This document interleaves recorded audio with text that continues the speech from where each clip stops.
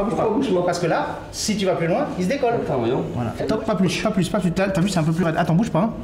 Et là, c'est 5. 3 à droite, 5 à gauche. Normalement, à 13 cm, on doit toucher le mur quand on a une bonne souplesse de cheville. Plusieurs fois fracture de cheville, plusieurs fois de grosses entorses plâtrées. Ça explique peut-être cela.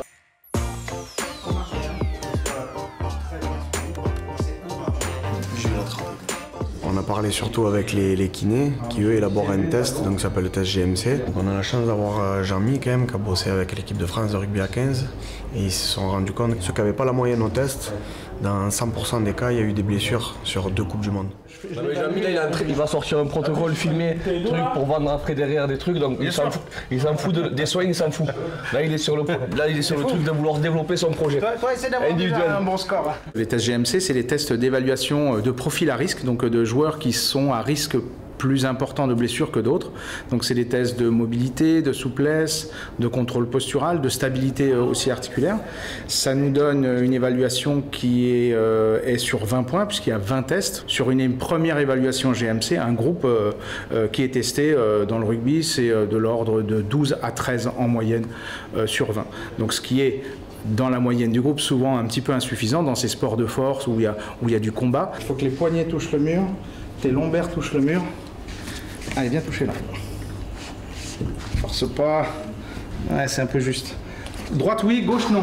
Un joueur qui va avoir un score GMC à 7 sur 20, et ça arrive qu'on en ait, hein, eh bien, c'est un joueur qui va avoir de nombreuses anomalies. En fait, il faut savoir que chaque point réussi, c'est un test normal, c'est pas un test de performance. Si on a réussi un test et qu'on a un point, c'est tout à fait normal. Index qui doit toucher l'omoplate gauche.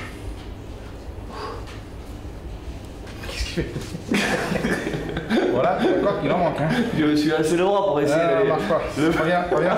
L'autre bras. Le plus haut possible. Ah, regarde. Là, ça fonctionne. Mais là, par contre, à l'ata. Ouais. Ce côté, c'est bon. Ton omoplate se décolle un peu trop. Donc, à l'ata à gauche et amplitude à droite. Les joueurs sont réévalués. C'est-à-dire qu'en fait, ça nous donne un point de départ, savoir quels sont ses points faibles et comment surtout on va l'aider pour qu'il améliore son score.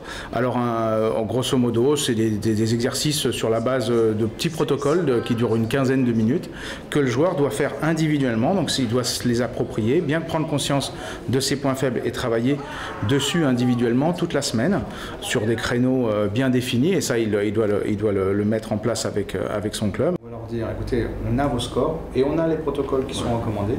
On vous souhaiterait vous les expliquer parce qu'il y a des objectifs et on les laissera venir. C'est-à-dire qu'on leur dira à tel moment, on choisira le moment avec Laurent. Demain, je pense que il y a ces créneaux-là qui sont prévus pour qu'on vous apprenne vos protocoles.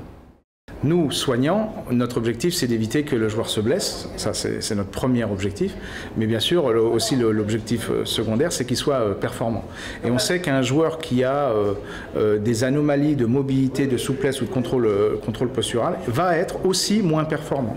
Donc, on sait qu'en améliorant ces points faibles joueur par joueur, on va aussi améliorer leur performance sportive parce qu'ils auront un meilleur contrôle de leurs articulations, un meilleur contrôle musculaire et donc une meilleure réactivité, plus de précision dans leur gestuelle. Voilà, ce sont des joueurs qui seront bien sûr plus performants.